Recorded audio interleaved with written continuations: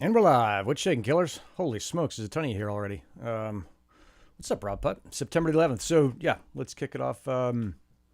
Maybe not a moment of silence, but yeah, everybody remembers what they were doing September 11th. Pretty wild. Day after the big debate with Harris and Trump. So I generally stay out of politics. But I'll say this. I thought that it was really good to get to see both of those candidates live and to see what they actually were like live.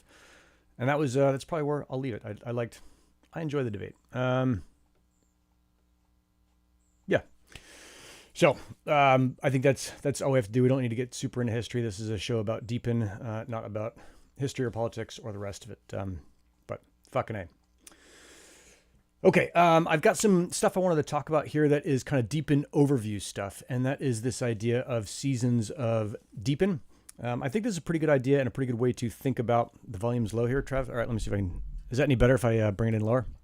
Or sorry, bring the mic closer.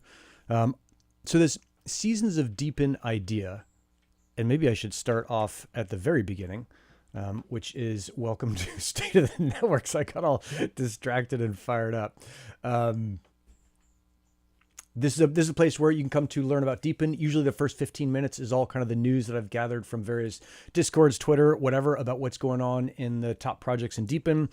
If you're watching this and I miss your project, feel free to, what's up, Zune?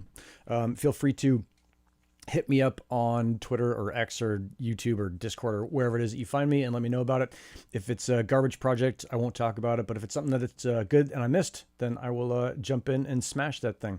What's up, Derek? Most of the interaction that I've got on this is actually not on Twitter. I can't see like live feed stuff on Twitter. I haven't figured that out yet.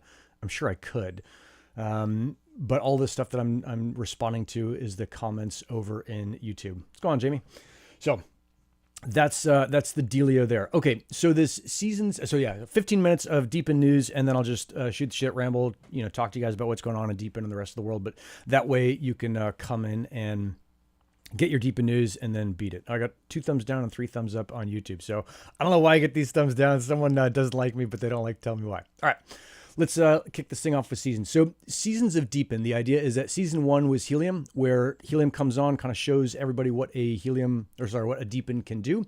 It was before DePINs were named. They were called TIPINs. They were called proof of physical work, all kinds of names. There wasn't even a name for it yet. Season 2 was the first wave of what we eventually came to call the kind of DePIN ecosystem companies. So companies like DIMO and Hivemapper and WeatherXM, etc., coming in and saying, oh, cool, I saw what Helium did. I want to do the same thing for my technology, my project. What's up, Grace? What's up, Siegeman? Based intern. Holla. Galvarino. All right, cool. So seeing kind of what those did, they came in, and a lot of times, and this is not a hit on them, a lot of times they just took the Helium incentives and like, okay, cool, we'll do the same thing. We just want to get hardware out there and have people pay for it and deploy it and see if we can build a network. And I think what's happening now is we're entering into, I thought I said your name, Zulian. Do you want me to pronounce it differently? Exulian. I think what we're getting into now is this idea of specific and customized incentives for projects based really specifically both on their technology and their needs. And certainly my partner Max and I over at Golden Hawks are working on this for client projects. It was something that we did for GEODnet. We built their SuperHex system. We wrote that paper.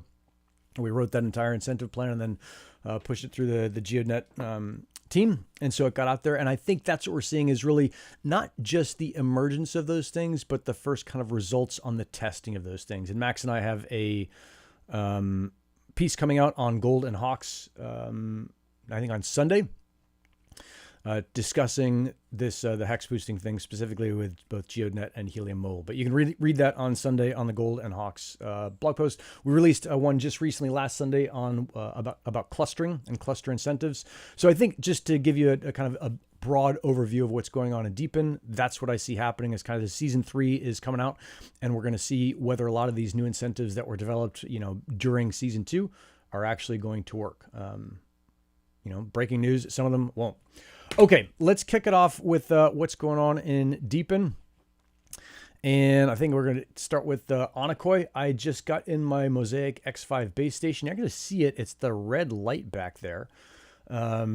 that is not blinking, red and green light. And that thing was super fun to get up. I had participated in GeoDnet early on. That was fun to put up, but I didn't really learn a ton about GNSS. And the way that Onocoy is doing it with making everything more open, where you can add your own hardware, you don't have to use a specific hardware, has been pretty cool. Their scoring system is complicated, so I would like to kind of figure out more about how they're doing that and dive deeper into that and then explain it. But super, super cool to get into an open piece where this Mosiac X5 from SparkFun was fun to set up. Same basic principles as all GNSS stations, but it allowed you to see into the back end much more, see kind of what satellites you're hitting, where they are on the thing, what your signal quality is, what other ones are around you. And because Onocoy allows anyone to join, you're seeing not only kind of amateurs like myself, who's like, oh, this is kind of fun, let me put this up. You're also seeing professional stations and how they are working around you. So really, really cool to see that go on. And if you want to see that, I think there's a link down in the description to their Explorer. All right, the next one on deck is Anyone. And these guys have been cranking. I talked to them 2 days ago. Max and I were talking to them. They're clients of ours. And they released this thing on how to use it. Oh, Joey is joining. Hang on a second. Let me see if I can bring Joey. All right, Joey 2. There you go. What's up, Joey? There we go. How's it going? What I missed? Man. I talked about the seasons of DePIN thing. So season 1 was Helium. Saying, hey, this is like how to do it, without knowing that they were doing it. Season 2 is all of the other projects coming in and saying, hey, their Hivemapper, DIMO, WeatherXM, whatever, saying, cool, we saw what Helium did, we want to do the same thing. And now I think we're emerging into season 3, which is kind of both the testing of new incentives that are custom to the specific technologies of every DePIN. So whether you're dash cams or weather or GNSS, seeing those incentives being developed, because you can't just copy paste incentives, and then also seeing some of the results of those. So I'll talk about that, and we can hammer that into that more at the end of this, but I'm going to blast through our project. So anyone actually kind of after your own heart, Joey, kind of cool to see, is anyone got on the phone with Max and I the other day and they're like, hey, we wanted to ship something where you could use it. So I just put out a video on Twitter the other day. Like, you don't have to run an Anyone miner. You don't have to participate at all. I think you should. And I've got my little blue Anyone thing pulsing back there, but it showed you how to use it. So if you want private browsing on a DePIN project, you can do it right now. You just go to the GK Twitter, look up the, 7 posts ago or something, and you'll find it, and you can browse privately. So that was kind of cool to see them shipping something that works. And I know, Joey, that you like ship to ship. All right, Threefold stuff. Let's see. They are crushing on community calls. They're talking about all the stuff that's going on. I think they've got such a deep background in kind of the development of the web. They just released this really nice background on cloud compute and the progression of the internet. The link's in the description. You should check that out. All right, Joey, let's talk about, I think I got the wrong, maybe I did have the right thing. Helium stuff. So you guys got a Milk Road shout out. Milk Road is a pretty big, email newsletter. So that was cool to see. And then I see DePIN Asia is coming down the pipe. Is there anything else? We'll come back to Helium, of course, but anything else big that you're seeing right now that I'm missing in that giant world, other than Amir talking about V3? Sure. Yeah. The trolling will continue. No, it was cool to see that thread come out, that they did an email thing, they did Twitter threads, and then I've been seeing a bunch of other Twitter threads as these sort of, analysts start digging in and looking at stuff. And I just handed over a token icon to the Srcful team yesterday. So cool. I'm gonna update that graphic too. Do we get to see that? Is that already public? Is that top secret? It's somewhere. I saw they changed the color of their icon on Discord. I'll see if I can queue up a little screen share. Maybe we'll leak it here. Okay, cool. Do that later. I'm behind on this, so I'm going to burn through the rest of these. Okay, so let's see. Where is... Fuck, I've got my things all backwards. All right, Hivemapper has got more bursts live in LA, and then they're doing these golden bursts worth 100 honey tokens each. So that's kind of cool to see them. And again, this is season 3, so I think we're seeing these different companies saying, look, we can't use the same incentives as Helium. We're going to build our own custom incentives, and we're going to see how they're going to do. Some of them are going to win, some of them are not, but kind of cool to see. I don't know that I've got a... No, I've got a DIMO one right here. So DIMO is next on my list. They're partnering with Daylight. So Daylight was formerly React by Anode Labs. Max and I worked with those guys last year and came to the conclusion as a group that at the time DePIN wasn't quite right for them.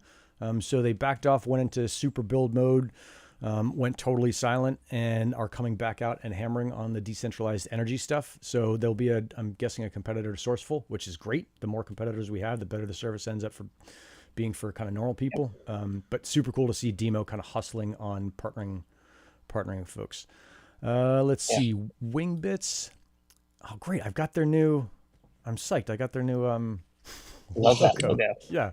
It's good. They're still talking about hardware coming out for the GeoDnet integration. I think they might have jumped the gun on that, on making that announcement, because it's just confusing for people and they're getting hammered with it and it's distracting them from doing kind of the job in front of them.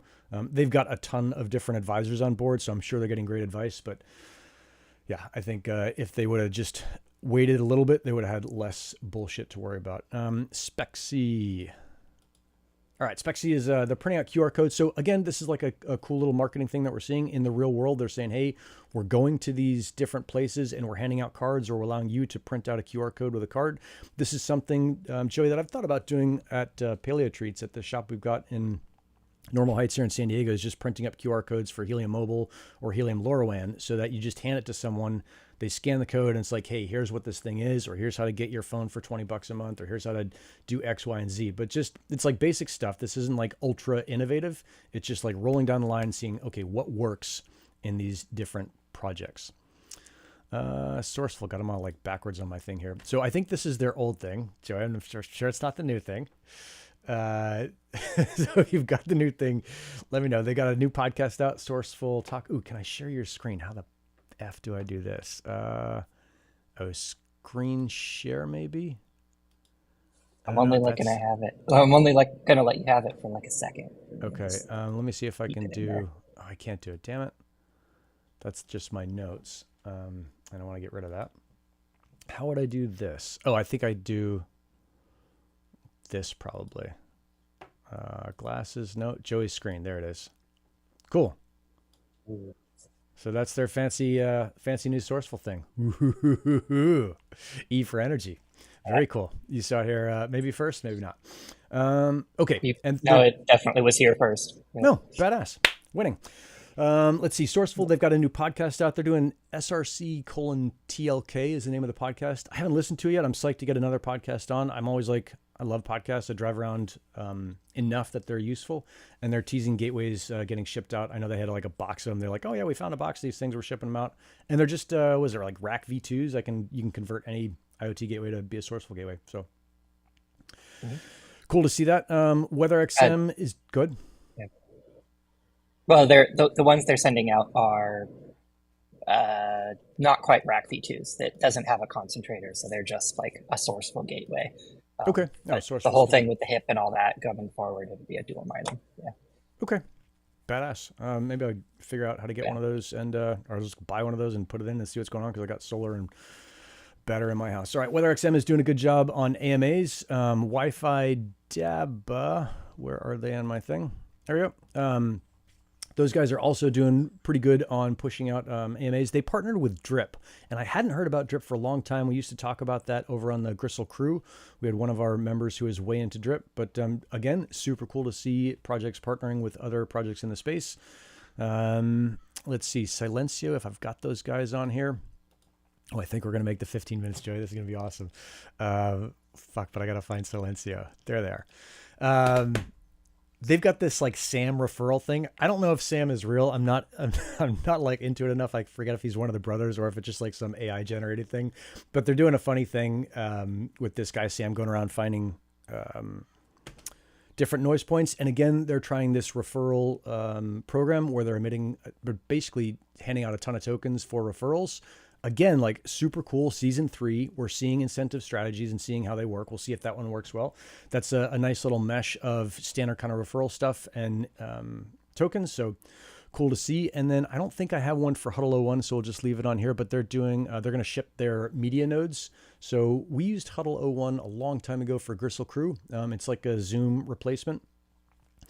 And they're doing a whole mesh network of nodes all around the world that are media nodes, and you can use them for running your own video calls. So pretty cool to see what's going on there.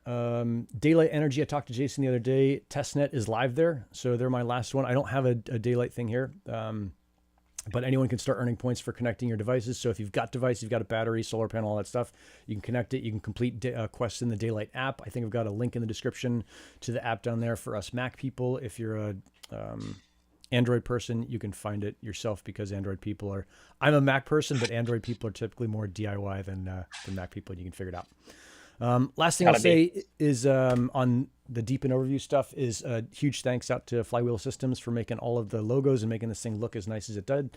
Kevin's been doing a great job. If you need help with graphics or you're doing deployment of fleet stuff, hit him up. He's on Twitter at Flywheel Systems. Okay. Damn, 15:35. 35 seconds over, Joey. But that was me. What's going on with you, Doc? That's my fault. No. Yeah. Well, I'm just kind of processing this like 3-tiered thing that you laid out. And I guess one of the other things that I would layer into that third tier that you've touched on with a couple of these folks is partnerships. Oh yeah. Wingbits with GeoDnet, Daylight with DIMO, Energy Network, Srcful with Helium. So like, yep. A lot of these folks are starting to see the synergies and the fits that sort of come in these networks, and we're like, let's partner up, make this thing sort of bigger than it could be on its own. Yeah. So it's like a really smart sort of BD evolution of a bunch of this stuff, which is exciting. Yeah. And then of course Helium v3, I have to like throw that in there too. So all I see is Amir's tweets about V3 and then Frank's tweets telling Amir to shut the fuck up and not drop alpha or whatever it is. I haven't paid enough attention to see, like, is there anything big beyond that? Is there something coming that the kind of community in general, because I'm a part of it and right now pretty ignorant, that I should know about that stuff or pay attention to? I wouldn't, personally, I wouldn't put too much stock into it until it's like out there. So like the team is putting a lot of time into working through the details, make everything make sense. They don't want to go throw something out there that's half baked for something that is sort of at the scale that they're talking about, and then sort of have it blow up. So okay. There's been a lot of iterations, and for me to say like this is the sort of current state of it would probably change by the time it landed, just because everything's sort of being gone through with a fine-tooth comb. Got it. Hey, I have seen this miners eat first stuff. So this Entropy project? I think it's run by Arosh. Yeah, I love this thing. Yeah. Do you? It's just like they were giving me a hard time on their Discord the other day. I was like, dude, they're like, hey, GK, why don't you dig a hole or do something? I'm like, dude, I don't have fucking time to mess around with like this goddamn thing. And they're fucking pigpiling me. But it's just like, it's some goddamn, like you put your miner in your house and then you mine nothing and you get mega, monkey bucks or whatever. Like it's a funny kind of meme coin DePIN thing, if I'm understanding it right. I don't know if it actually does anything super serious.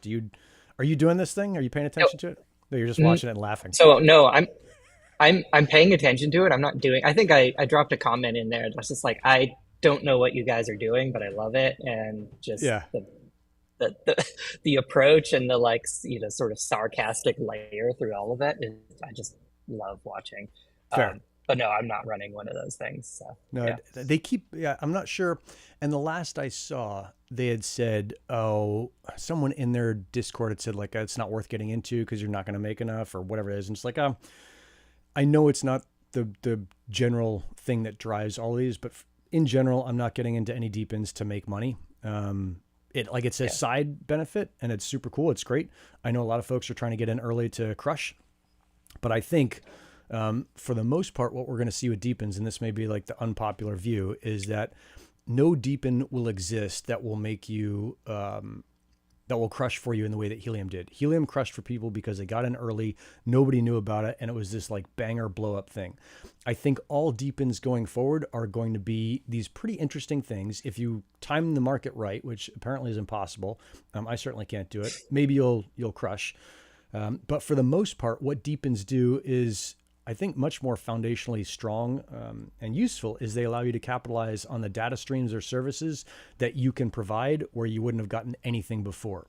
So I think of as DePINs in general as like obviously depends on what your income is like a 10% boost to your income, right? You get a Onocoy thing in your house, you get a Helium thing on your house, you do Helium mobile or Wi-Fi, you get WeatherXM, like all of those things combined, depending on what your income is, boost it by whatever, 5, 10, 15%. And that's a great way to think about it and set the expectation, or maybe it's 1%, you know, if you're some badass banger. But it's not this thing where it's like, it's going to double or triple your income or, you know, 10x it, which is, I mean, that's what happened in Helium in the early days. I went from selling cookies to putting these these radio stations up, and it was more money than I've ever seen in my life. So, I mean, that disappeared. I think I'll add a sort of different take too, which is like, to me, DePIN is an opportunity to get involved in these things that you like might otherwise find interesting, right? Yeah. Yep. So it's like, if you're excited about this ability to do what you've been frustrated with your telcos or your internet providers or your weather provider, like whatever that thing is, like you can just go do it now because the infrastructure has been decentralized where you can just like own that piece. And then like all of the token stuff, like that's great. Like that's the incentive that sort of keeps you in the game. Yeah. Going back to Entropy, I think my favorite stuff that I've been seeing over there. They are funny, yeah. But like the Professor Lambo just constantly is like, these aren't worth anything. Stop saying they're worth anything. Like it's chaos. It's entropy. Like this is not it's anyway. Yeah. No, people should go look in Discord. You'll probably get banned because they love banning people from the Discord if they're like asking for too many like minors or something. I don't know. You can get banned if you ask when or something. Maybe I should just ask when. Yeah, they'll boot you.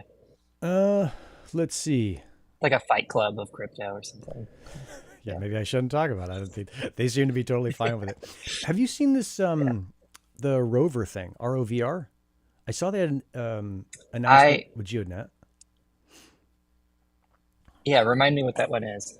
I think, well, here's what 619 says, and I've got to figure out a way to do this. So 619 doesn't like it, which who knows if that's useful or not. A $4,300 camera, that seems like a lot. I think Rover reached out to me. I thought they were a micro or hyperaccurate positioning piece that you could plug into your phone. I think when they reached out to me, it was something I could plug into my phone, put on the roof of my car, and then drive around and be a rover for a GNSS project. And maybe provide, I don't know, positional accuracy in that way, and ultimately get to, and this is another blog post that Max and I are working on, solving the impossible problem in DePIN, which is proof of location, for more than just the location things. Yeah, I'm not sure. This looks like, if I'm maybe interpreting it correctly off just like a quick view of the landing page, it's kind of a Hivemapper alternate. Like interesting. So they're doing camera stuff as well. Collected.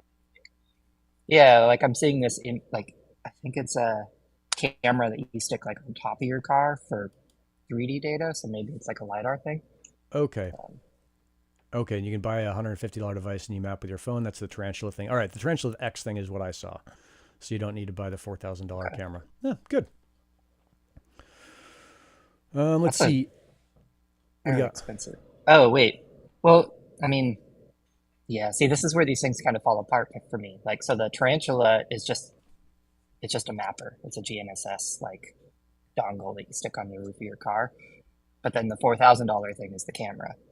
Okay. So, and we're seeing, I mean, there must be a shitload of value in imagery and imagery collection, because we saw a Hivemapper with Ariel, who is not a knucklehead. That guy knows what he's doing. We're seeing Nadix with, is it Ali Reza, who's also super sharp. And then we're seeing this rover thing with whatever the super expensive cameras. Like, a lot of people are going after this imagery piece. They're doing it different ways. Again, kind of season 3, new incentives and new ways to do it. And it's a little bit of a stretch to call that season 3, because that's how Nadix launched. Was like, hey, we're going to do this differently than Hivemapper. We're going to let you use your phone. But I mean, super interesting to see how these people are attacking this. Yeah, I don't know. Like my like kind of, sus vibes go off when the narrative on like the end product isn't super clearly defined. So yeah, I would be really curious to understand how just like GPS points on a map overlay into like this LiDAR data that you would get. And like, because like that has to be a clear deliverable to like whoever's buying that stuff, right? And Yeah. that's always where it comes back to for DePINs for me. Yeah. There's got to be something that it's doing. God, these entropy people are crazy. This is awesome. They're Except for getting them. after Or it. are they blowing up the chat? Yeah, they're doing their best. They're doing their level best. I think I'm so Yeah. far behind on the chat. Rob Putt's here, so I'll drop some F bombs just for Rob. Okay. Let's see. Let me Or see you if I could can catch. ban him. I think he's asking to be banned. So, Is he? yeah. No, All I'm right. just trolling. Yeah. Yeah, no, I'm not. I'm trying. We haven't had someone that needed to be banned in a while, so it's good. Let's see. Yeah. We talked about, so Max and I had written this piece on cluster incentives, and I wanted to spend a little bit of time on that. Just thinking through where these different incentives are going to be useful for different projects. So with Helium, this is really like a HIP 15, HIP 17 thing. So we're going way back in time to this idea that you need redundancy in your DePIN. And maybe, Joey, this is something we think about when we're kind of putting out a public service announcement on assessing a DePIN. Is the project correctly assessing how long they can sustain themselves? And you can see that through the incentives they do. Because there's this kind of temptation to be like, oh, we'll just get something out there and something is better than nothing. But if you're not thinking it through, and let's say Helium had only gotten 200,000 gateways deployed and then lost whatever it is, 20, or I forget what the percentage is. So it went from 1 million gateways sold or something like that down to 300,000 or so. So they lost 70% of it. If you lose 70% of 200,000, you're way down. So you really got to think about redundancy on this stuff. Mm-hmm. I think is one way to think of it. I mean, Yeah. Go ahead. I mean, I definitely celebrate redundancy for Helium. It's a really big piece of the resiliency of pitching this thing. Yeah. No, and I think about, it's interesting with all these different projects. Sometimes the cluster incentives don't make sense, or sometimes we see them really shifted in the way that Hivemapper doesn't need like a cluster of Hivemapper devices. They don't need 3 cars driving the same route, but they're using the incentives in LA doing this burst thing and doing these golden bursts and saying like, okay, this is how we're using incentives to get coverage on a specific piece of ground, which is, we're going to talk about hex boosting in our next blog post. So it's a little bit more of that, but really interesting to see how these things are doing it. Let's see. I think a really fascinating, like a really fascinating element for Hivemapper is those boosts, the drops, whatever they're called. Yep. Those are coming directly, if I'm understanding it correctly, they're coming directly from their clients and their users. So there's like a direct through line to the utility side of it, which I think is a really, cool way to give your end user the ability to like get the info or the data or coverage or whatever it is that they want. Yeah. I mean, ultimately that's what it is. It's all about servicing real demand. And so if they've got demand, that's great. All right. These fucking entropy people they're setting their chairs now. Empty chair. And I think that's because of BFG Neil's comment. Where is BFG? Right here. When is Prof Lambo? So I'm translating your empty chair is that you think that Prof Lambo is not here. I'm happy to have him on. I will, let me see if I can jump on Discord and invite him. But yeah, I think that's just flat out funny what they're doing. And I'm getting it a little bit more now. Before I was just getting butthurt, like, why are you guys coming after me? But it's like, oh, I've just been being a bunch of jokester dicks. That's funny.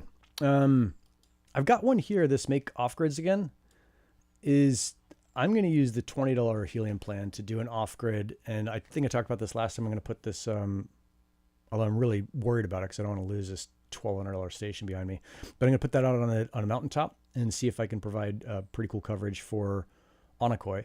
And on the same off grid, like basically stacking the pole. We talked about it last time. So put Helium, Onocoy, WeatherXM. God, there's one other that I'm forgetting now. But put these 4 different projects on one pole, and then it's like, oh yeah, it starts to be worth it, or at least super fun. Wingbits was the last one. Mm-hmm. So, guys, entropy people are no joke. I had no idea that it was such a powerful cabal within DePIN. I think their Discord is pinging Professor Lambo now. So. Is it all right? Let me hang on, guys. Let me get an invite over. So I gotta remember how to do this. Let's see. The Joey's coming back. He dropped off for some reason. I make that hang up button just a little too big. Oh yeah. All right. Let me see. Where is Lambo? Oh, there he is. Let me see if I can DM him. If you're around, dude, you're welcome to come on. Oh my God. I'm in a chat with him. There we go. On something entirely different. Join here if you want. Okay, cool. So if he comes in, we'll figure out. I don't know what I don't think we have 3 cameras, so we'll just. Yeah, I'll figure that out when we come to that juncture. What's going on in IoT world, dude? What have you been doing in nerd world with devices? Oh boy.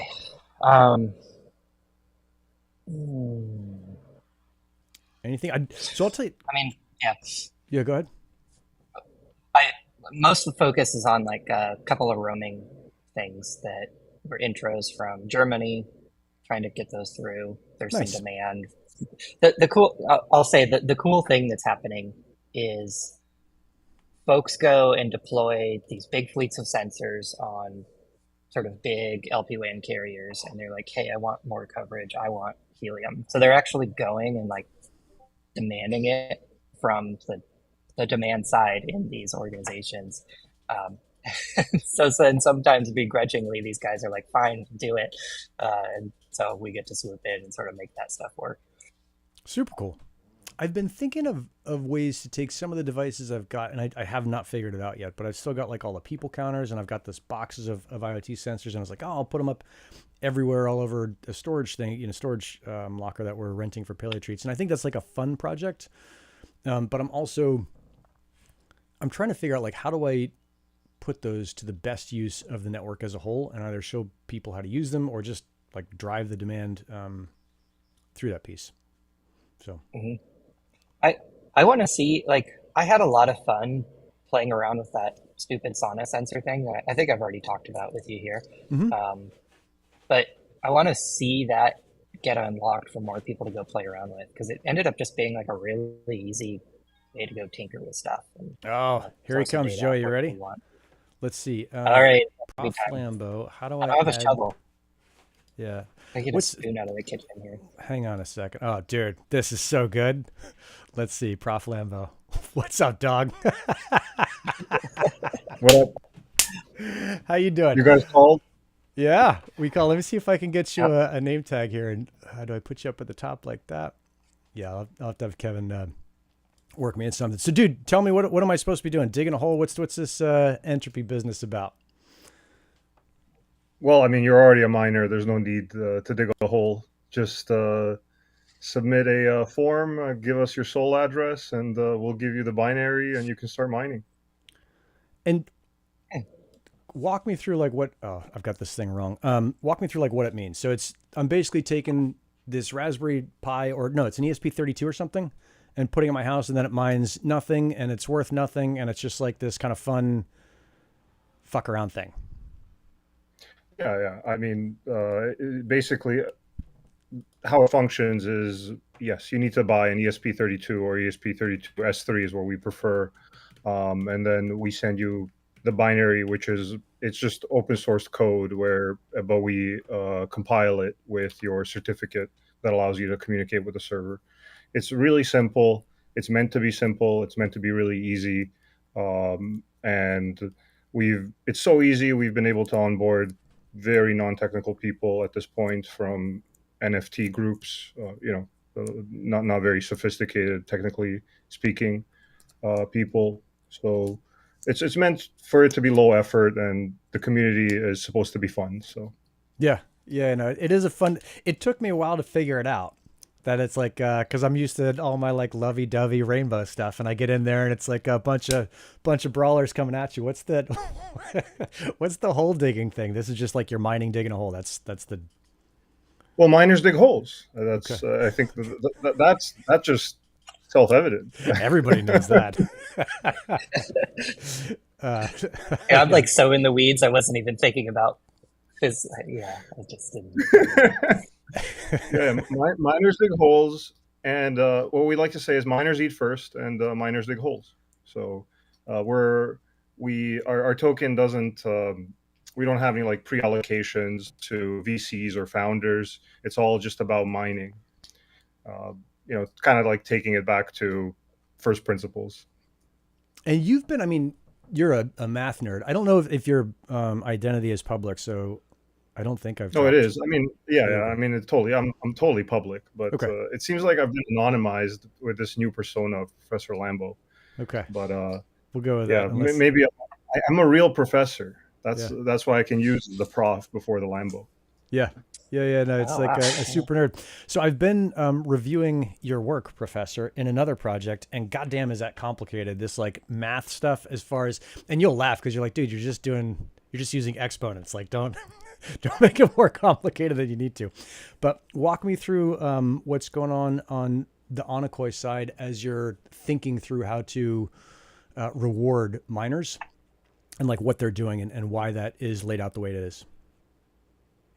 So I think you were talking about it, or I was paying attention to the podcast. I don't have a YouTube account, so I wasn't able to log in and comment with the rest of the group there.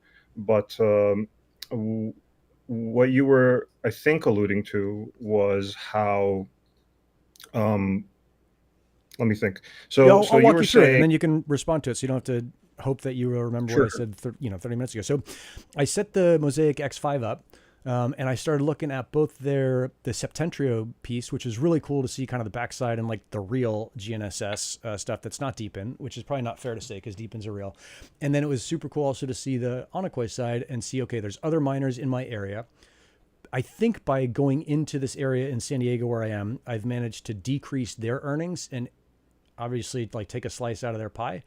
But the calculations to figure out like what I did and how it affected them, and then what I can do to crush them, because everybody always wants to crush, it was pretty complex. There's a distance piece to it. There's a signal quality piece to it. There's a uptime piece to it. There's like all these different aspects to it. So it's kind of interesting to walk through that. Is there anything else that you're thinking of as you, because you're the one that designed it, right? I was going to refer to something else, and that was mostly what you talked about with rewarding miners, not looking at miners as or not looking at mining as something that's going to get you rich quick, unlike entropy, which that's possibly what a lot of people think of. I mean, well, just to correct you, by the way, right now the average miner or the median miner is earning, I think, $20 a day on our network, which is, I think, beating out most. This is entropy. DePIN. This is with entropy. Okay, but with Onocoy, it's the complete opposite. It's about it's about sustainability. Like, how are you going to sustain these earnings? You're going to sustain it by creating a regular business out of it and passing along, possibly to miners at a cost plus basis, the earnings. That's kind of like what we think, or the way we think about it at Onocoy. Okay, so super cool here, and maybe I'm just like the literal knucklehead that's breaking this joke, but there's two totally separate paths. One is this entropy thing that's like, hey, this is a fun thing, and it's going to make $1 million monkey bucks now, but they're not worth anything, and you shouldn't do it unless you just want to come in and have fun, and you're part of this like OG DePIN piece, which is what it seems like a lot of folks are in there. Or you're coming in, you're like, I want to see what DePIN is, but I don't really care about XYZ technology. I just want to see like, what is it like to have a miner in? So that's like the entropy side, which I think is more like a very clear, transparent, like YOLO project. That you're just like, fuck it, I'll throw this in here. Yep. And then on the other side, we have Onocoy, which is a super serious DePIN. Yep. Okay. Yeah. Yes. This one's bounded fun. Onocoy is bounded fun. Entropy is boundless. All right, you're going to the math terms. Walk me through. So bounded just means. But in all seriousness, entropy conquers all, right? So the universe is always tending to maximal entropy. So no matter what, entropy is going to win. Fingers crossed. I'll let you guys get back to it. I just wanted to pop in for a sec. Badass. Thanks for coming on, Yeah, Log. thanks for coming in here. Yeah. Good to see you. See you. Bye. Let's, I mean, the project just basically encapsulates everything that I love about product generally, which is just like, just go try a thing, ship it out there, and like have fun with it. And, like that's, some of these projects get way wrapped up in the weeds. yeah. But like here, he just kind of came up with something. He's like, well, that'll work, and he hucked it out there. Yeah. People are having fun with it. And it's like, as he talks, I'm like, oh, I'm the square, like just missing the joke entirely. That was the problem. Because I was like, why are these assholes trying to be a DePIN? I'm like, oh no, they're not trying to be like a DePIN. They're just making fun of the whole thing. Yeah. Nick over here trying to take it seriously. Yeah, what a knucklehead. I can't even say the word I would normally say because you can't say that since the 80s without getting canceled. Yeah. So, yeah, super cool. I mean, I wonder, Joey, if we end up seeing more projects like that are on the fringes of DePIN, and that's just part of this season 3 where people are trying different incentives and trying different pieces and seeing kind of what works. And maybe it's super important to have those incentives really tested out there. The cool thing, it's like you might go out and try something that's just totally dumb, and then you figure out like, oh, we just built a really good means to make sure people aren't, running multiple miners or something. Like you just got to try stuff, and then you're like, light bulbs go off, and you build something that kind of works across the ecosystem. Oh, that's interesting. I wonder if entropy, despite all of the kind of jokiness to it, ends up helping discover or illuminate some critical piece of DePIN. It's like, oh, cool, this is a way to do incentives. I mean, that might be a true service, which would be cool. And as Travis says, maybe just fucking moon. Well, like throwing a little bit of a curveball in there, like Ore is a really interesting project for me. Which one is this? So this is like Bitcoin on Solana. So Hard Hat Chat and Twitter. Built this protocol that can kind of live on its own. People mine hashes, right? Okay. It's kind of entropy in a sense, I guess, but you get rewarded if you get a high level hash in a given period. Okay. But the cool thing is you can go run this protocol on just about any device. And so you can effectively, without any buy-in, you could technically go and join a mining pool, do some hashing, and then get a portion of that reward. And the really cool part for that for me is understanding that cold start part into crypto. So imagine somebody buys their first DePIN device. They don't have any tokens. They don't know anything about the network. They could run some little client in that mobile app, generate just enough to cover that gas to mint their token or to do a token transfer, whatever that is, by participating in this protocol, and then get that reward, do the swap, and they're like, off to the races. And so so you're thinking of this as cool, like this easy onboarding DePIN. It's an easy on. It's a protocol. It's a mechanism to do the easy onboarding, right? Interesting. And so I don't know if it was actually built with that piece in mind, but because it got built and because it sort of saw this adoption, you could actually go use those things that way. Nice. And I guess this whole thing is kind of the same as our conversation so far, where we started off where I'm like, oh, I've got the seasons idea. Here's these 3 seasons. And you're like, oh yeah. And the 3rd season also includes partnerships. Like I hadn't thought of partnerships at all, but it's just the combining of 2 people or a group of people, as we kind of talk with the folks who are on here. Is like, oh yeah, that's how you develop these ideas and make them better and better. And maybe that is the part of DePIN that I forgot that's so powerful, which is Max has talked about this before. He's like, with DePINs, you get so many people coming in that just through the basic math, any percentage of a population, there's going to be, thieves, dirtbags, whatever, but there's also going to be geniuses, wicked engineers, etc. And if you get a big enough population coming in and testing out your stuff, you end up with these geniuses coming in and saying, or someone coming in with a really innovative idea, and pushing that out. Yeah. And maybe that's the thing that Speaking of geniuses. Oh yeah. Solana Breakpoint is next week. And so that's kind of this opportunity as Helium and then, other protocols in the ecosystem get to sort of do that mind meld. It was Yeah. at Breakpoint 2 years ago, I think, where I met Arnold from Sphere. Yep. And he cranked out, built the data credit portal for Helium, but then has since built a ton of infrastructure that's tied into Helium Mobile and sort of you can Iggy Azalea's mobile carrier. You can go pay with Mother token. But now you can go pay with Mother token on Helium Mobile. So if you want to be entirely crypto native and never touch your credit card on Helium Mobile, you can basically do that there too now. It's pretty rad. I think I read the last show. My buddy up in LA, who I got him the Helium Mobile things. He's like, "How do I get this to my sister in Long Island?" And it's neat to see it kind of spreading out through the rest of the normal world. So, yeah, and yeah, there's more carrier offload coming on that side too. I think there's some press and stuff is queued up on that. Yeah, no, it's super cool to see the innovation, and I think like I get sucked in. There's a project in the GK server that has most of the attention of most of the kind of engineering folks on there. That's all mapping stuff.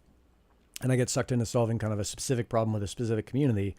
And I forget the power of innovation across all these different communities. It's pretty cool. And maybe Entropy ends up serving that in some way. I know Max and I are serving that to clients in some way by talking to so many different projects and saying, hey, check out what these guys are doing. We saw this, here's this other thing, et cetera. How do we apply all of this innovation to the projects that we're working with? But that innovation engine ends up being pretty powerful and kind of cool to see. Mm-hmm. So, and the partnership stuff, I know, let's see. I know Onocoy is putting on an event. I know Frodobots is putting on an event. Like there's all these DePIN specific events saying, hey, come gather together and share ideas, whether you're a founder, an investor, a fan, whatever. Some of it's very practical, like, oh, if you're a founder looking to raise money, then you should go there to meet investors. But for whoever it is, it might just be a community member coming up to the founder and saying, hey, have you thought about doing this? And they hadn't. And it's the same as getting a great idea on Discord. So kind of cool. Totally. Let's see. Kevin's... we're going to see some big development. Is there anything giant coming or no comment or what's going on? I've seen a couple comments on this so far. This like IoT network is going to blow up. Yeah. I might have to put some thought into that. Yeah. It's kind of no comment. I mean, I try to be pretty transparent with the stuff we can talk about here. Yeah. Maybe I can get some clearance on some stuff. We can do some talks, okay. But yeah. Cool. Super cool to see. I mean, I think the interesting piece is if you think of this IoT in the world as, I think there's like these shifting blocks where the blocks have to be moving at the same speed at the same time on the same kind of timeline in order for the whole thing to really take off. And what I'm seeing is that Helium's IoT side was this block that was way ahead of everything else. So it built out this giant network and there wasn't this crazy demand for that network. And what may be happening now that it exists and it's really easy to get onto, and probably a nice plug for Medio Scientific here. If you want to use it, you can just use Medio Scientific. Go to medioscientific.com. It'll walk you through how to start, finish, use, whatever, all of that stuff. But now that there is a giant network with coverage over most of the developed world, maybe we're going to start to see these things really launching and saying, okay, cool. It's here. It's not a flash in the pan. It's going to stay. The incentives are working well enough and the redundancy is enough to keep this thing reliable. Now we can roll out some kind of solution that actually uses a worldwide network, which is what Helium built. It may just have taken time to get to the point where it's big enough and awesome enough. That's me speculating. Yeah. I don't have any inside information.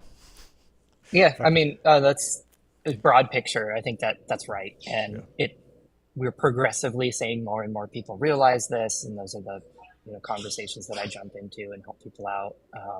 And then it's also continually doing manufacturer relations and doing a bunch of messages to Seed Studio last night to try and help them debug some stuff. That stuff is just processed to make sure that this thing keeps moving smoothly. But it's all done in a way where we shouldn't have to touch those things again. There's a lot of stuff that's sort of met this sort of point of stability that, we're not seeing minor releases every week now, stuff like that. That thing has been pretty rock solid. So. Yeah. I remember I had to go in and run this God, what was like some Docker command, and I was doing that like every 3 days, like update Docker back in the day, and now I haven't done that in months. I would run out of space because the blockchain snapshots would like all that stuff. So yeah, pretty easy. Yep. Let's see. Free Skrelly. I don't know if this. It'll be super difficult to read, so I'll just read it out for him. I'm pushing thousands of packets a day with my own DIMO Macron and WS2000 WeatherXMs, and the price they pay for that is negligible versus essentially POC by super good setup. So I think what you're saying is we're basically providing this service, and if you're running one of the gateways on Helium, you can profit a little bit off of that, but it's super cheap to run these pretty important services. Yep. Yeah. So. And I think this is another thing that's worth remembering. It's the IoT is not, the IoT network wasn't designed or built for like millions of devices. It was built for billions of devices. It's built for a really big scale, and it's built with that expectation of like widespread adoption. Yeah. So we've been trending in that direction. The uptake of LoRaWAN, I think, has become something of a gating factor. And I'm spending a lot of time with the LoRa Alliance to fix that image, right? Yep. Like you go and talk about wireless protocols to folks and they don't be like, oh yeah, LoRaWAN. Yeah. Like, so like we've really got to address that, because like, you know, TTN Conf is in like 2 weeks. That's just like all of the same folks go and attend that. It's just a party and a like hang out for those. Yeah. There's nobody new there, right?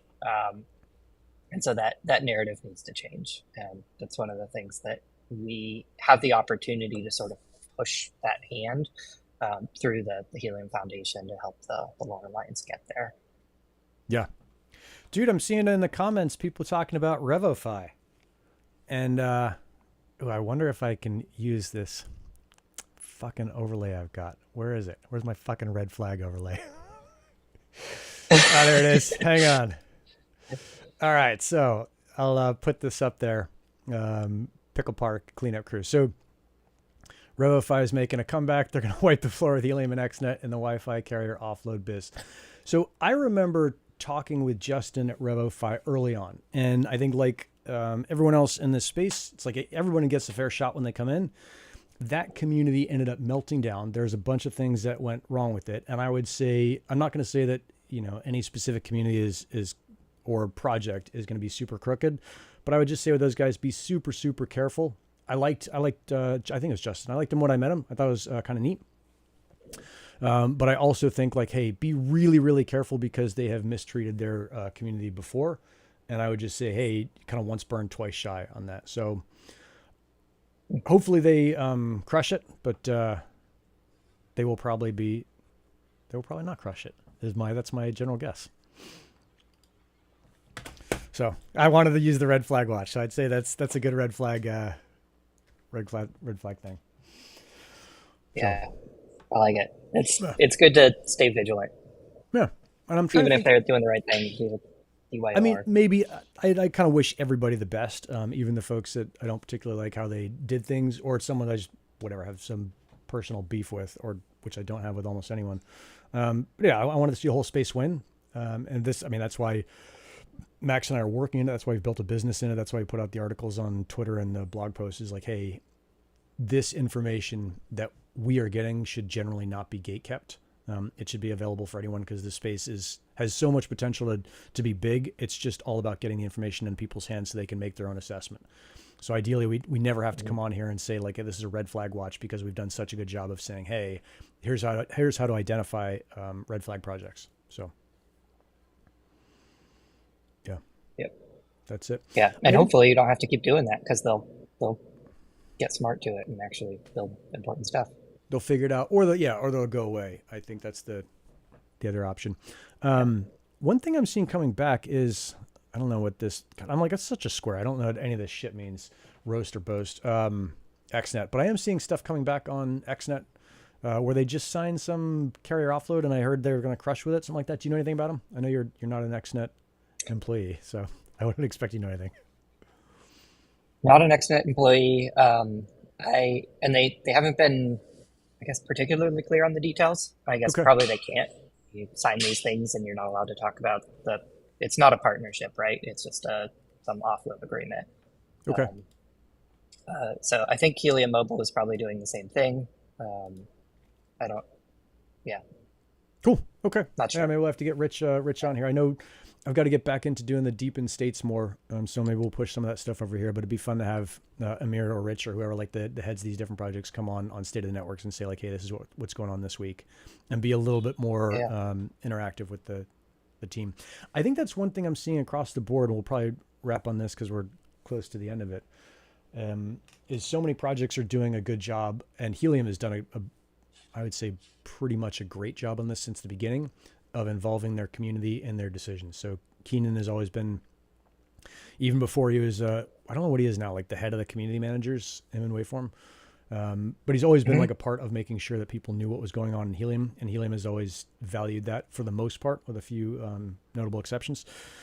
But they've done a good job of doing that, and I think that's a really nice example they set for the rest of the DePIN crowd. Is like, hey, when you're making changes, you should broadcast those changes. You should be transparent with them. That's what I think Wingbits did, probably a little bit early, but super cool to see like all of these different projects are seeing the example set and saying, okay, this is how we do it. The community is a non-negotiable piece of knowing what's going on. So, Yep. yeah. Yeah. I want to, I had a really good call with the IoT working group this week. And it, I for saw me, Neil apologizing eliminated to you some- afterwards, so it might have been Oh, did he? good. I didn't catch. Yeah, said they were I got yelling at I you. got roasted. So, but I think it was a good opportunity to understand a bit of the perspective of where it's a tricky balance. Like, there's going to be good news and there's going to be bad news, and obviously from a PR standpoint, we want to go blast out the good news. We can't really go and say like, hey, all these bad things happen, but here's our plan, because then that's just fun in the like broad scope of ecosystem. But it's important to strike a balance of like where we can sort of tie in, what are the good things that are happening, what are the bad things that are happening. The word has gone out that like some Nova Labs employees, they did a headcount change, so some people were let go, and we didn't address that as foundation. And I think that was probably a really big gap for us. But it's a tricky one because we can't be the ones to go out and be like, hey, look what happened over here. And so I'm trying to find the right way to like make sure that basically it's everyone in this call, right? These are the people that are watching, they're paying attention, they already know all this stuff. And to let them know that we see what's going on and like how we expect that to affect things and what we're doing to make sure that things are like, there's continuity there. So it's hard. I'm going to try and like be better about that process and make sure that the team is better about that process. But in the interest of transparency, I need to actually drop because I'm going to go talk to Particle about that whole partnership thing that we're working on. We're close to the top of the hour anyway, so I think it's a good time to wrap it up. Joey, thanks a ton for coming on. Super good to have everybody on here this week. I think we hit record numbers. I see 195 watches at the same time, which is for DePIN that's a shitload. So good work. All Thanks those for tuning in, graphics guys. are paying off. Yeah. We'll see you guys next week. Rock and roll. Thanks so much. We're out. Yeah.